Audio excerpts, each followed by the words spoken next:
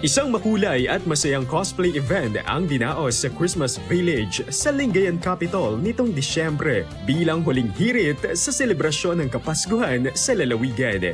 Nagtipon-tipon ang mga cosplay enthusiasts mula sa iba't ibang bahagi ng Pangasinan upang magtanghal ng kanilang makulay at detalyadong mga costume na ipinakita sa harap ng mga bisita ng Christmas Village.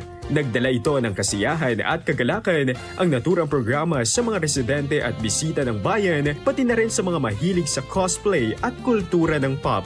Mula sa mga sikat na karakter mula sa anime, comics, pelikula at video games, naging tampok ang bawat cosplay na nagbigay buhay at saya sa kapaligiran.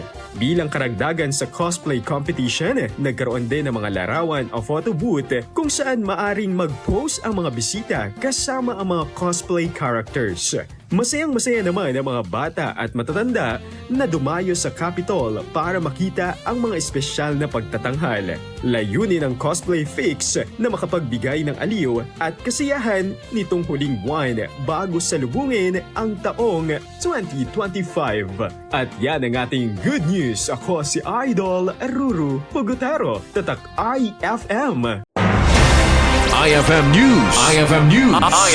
IFM News.